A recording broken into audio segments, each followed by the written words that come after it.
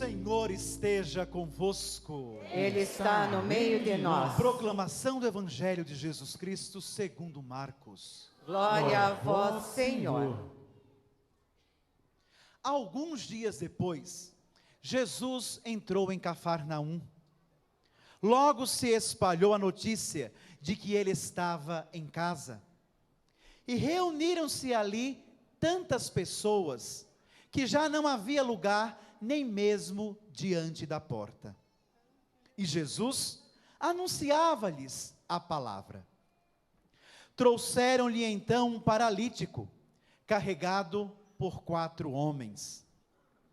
Mas não conseguindo chegar até Jesus, por causa da multidão, abriram então o teto, bem em cima do lugar onde ele se encontrava.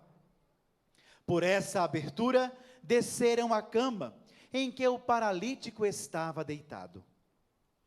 Quando viu a fé daqueles homens, Jesus disse ao paralítico: Filho, teus pecados estão perdoados. Ora, alguns mestres da lei, que estavam ali sentados, refletiam em seus corações: como este homem pode falar assim?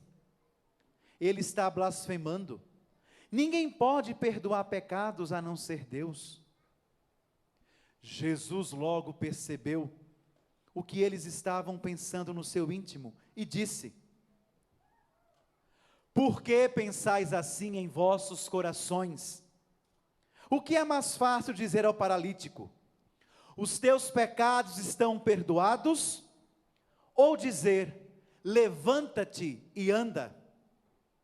Pois bem, para que saibais que o Filho do Homem tem na terra o poder de perdoar pecados, disse ele ao paralítico: eu te ordeno, levanta-te, pega a tua cama e vai para a tua casa.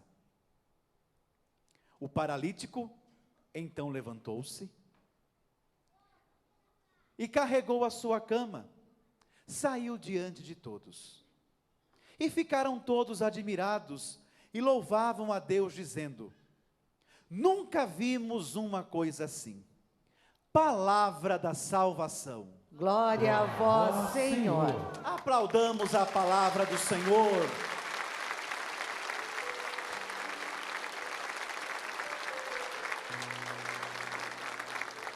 Queridos irmãos, hoje o Evangelho, ele vem ao nosso encontro. Parece que Deus preparou o encontro de hoje com esta palavra. E não parece, tudo é uma questão de providência. Deus é providente e Ele providencia tudo para que nós possamos fazer a experiência com Ele, a experiência de amor.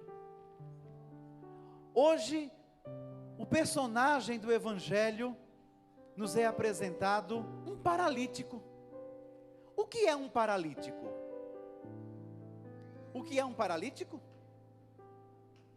É alguém que não anda, alguém que não pode se locomover, alguém que não pode ir com a sua vontade para onde quer, alguém que necessita que outros carreguem, alguém que é necessário ter o auxílio de outro.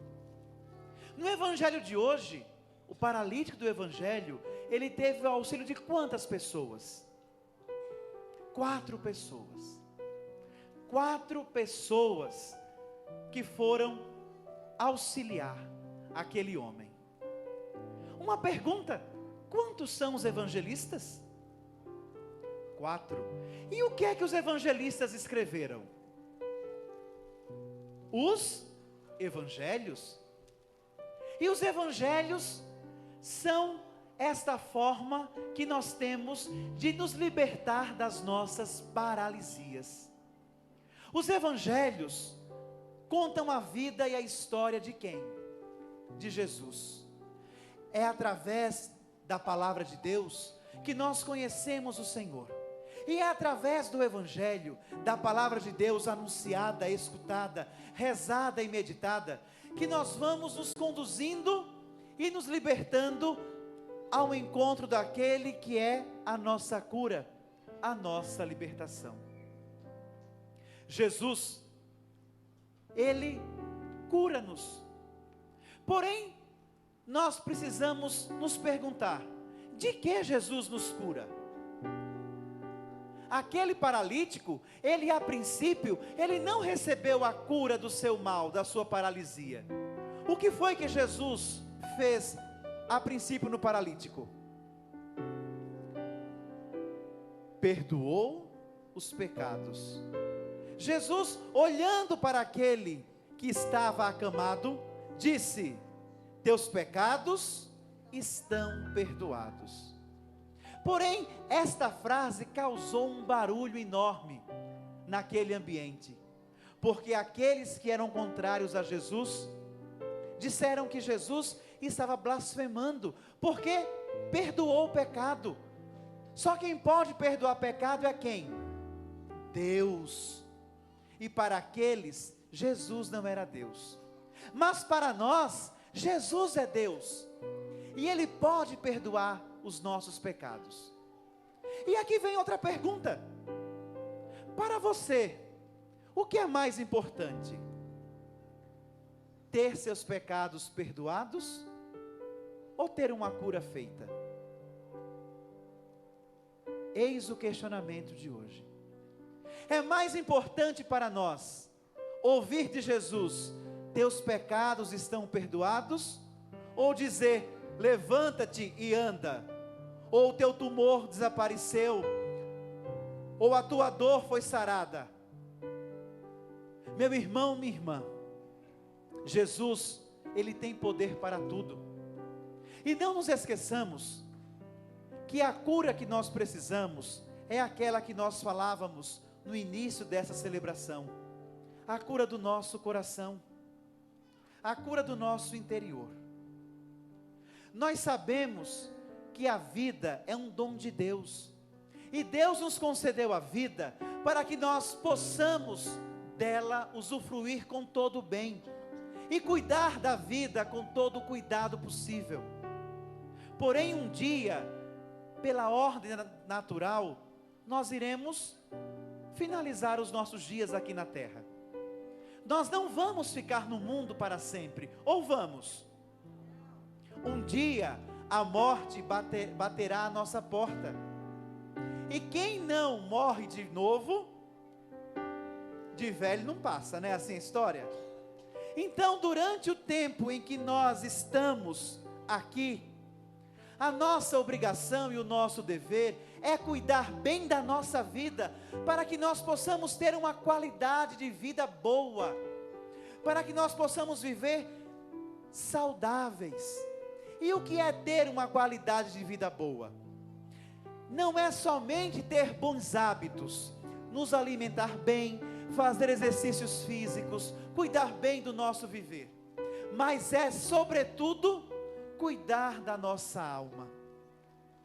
Alguém que tem uma alma boa, alguém que tem uma alma curada, alguém que tem uma alma sem doença, dificilmente externará uma doença física. Alguém que tem um coração sadio, dificilmente vai ter pressão alta, colesterol alto, diabetes alto, dificilmente desencadeará uma doença cardiovascular, dificilmente terá um tumor. E nós sabemos que 86% dos tumores que surgem são de ordem emocional. Por isso nós precisamos cuidar da nossa qualidade de vida, para que o milagre de Deus aconteça. Se nós pedimos a cura a Jesus, se nós pedimos ao Senhor que nos cure, que nos dê saúde e vida longa, mas guardamos rancor, guardamos raiva, não perdoamos, vivemos atropelando os outros, temos uma vida cheia de não me toques, de melindres, será que nós vamos ter uma boa saúde? Será que, pedindo ao Senhor a cura das nossas enfermidades, e não cuidando da nossa alimentação, não obtendo hábitos saudáveis, será que nós vamos ter de fato o milagre de Deus? Deus faz a sua parte, Deus faz o seu papel, e o papel de Deus é ser Deus. Porém, cada um de nós precisamos colaborar com Deus na obra da criação, porque a criação de Deus, ela continua, e nós somos colaboradores desse Deus, e se nós não fizermos a nossa parte, não obteremos a totalidade do milagre. Por isso hoje, para nós, é importante ouvir do Senhor aquela frase que o paralítico ouviu: os teus pecados estão perdoados. Somente alguém que se sente livre e curado do seu interior é capaz de se levantar e andar com as próprias pernas. Somente depois que Jesus pronunciou a palavra, teus pecados estão perdoados, foi que aquele homem recebeu a segunda ordem do Senhor: levanta-te, tome a tua cama e vai para a tua casa. Só podemos nos reerguer, só podemos tomar o nosso leito e caminhar para a nossa casa quando os nossos pecados forem perdoados.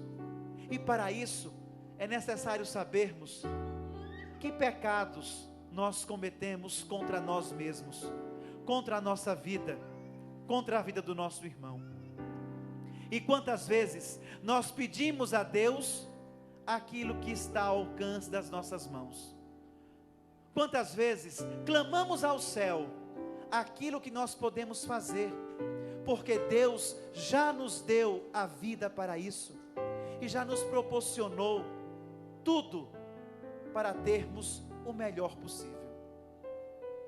Por isso, meu irmão, minha irmã, hoje, você que está nos acompanhando aí de casa, você que veio aqui para a Associação do Senhor Jesus na Rede Século 21, para celebrarmos esta missa, pedindo saúde, precisamos, sobretudo, lutar para uma boa saúde, lutar na nossa casa, lutar junto aos nossos governantes, lutar enquanto comunidade, enquanto igreja, para que a saúde, ela se estenda e se desdobre, não somente na cura das doenças, mas sobretudo em proporcionar um lugar, uma vida, um modo de viver saudavelmente.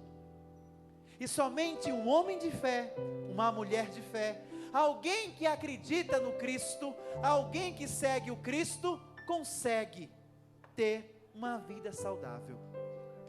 Nos evangelhos, nos 4 evangelhos, nós não encontramos Jesus doente, ou encontramos? Lá está escrito: Jesus teve dor de cabeça, ou então Jesus teve uma dor de barriga. Encontraram? Não. Por que será? Podemos deduzir, porque Jesus era um homem, era Deus encarnado, mas era um homem perfeitíssimo. Ele sabia viver bem, ele perdoava, ele dava o perdão, ele não guardava rancor, ele não guardava ódio, ele comia bem, ele sabia rezar, ele se retirava para descansar. Quantas vezes a gente faz isso? A gente passa a vida inteira trabalhando, daqui a pouco a máquina, ela pifa. Mas Jesus, o homem Deus, nos ensina o melhor modo de viver a nossa humanidade. Por isso, peçamos a Ele, a Jesus, que nos dê a consciência de ter uma vida santa e feliz.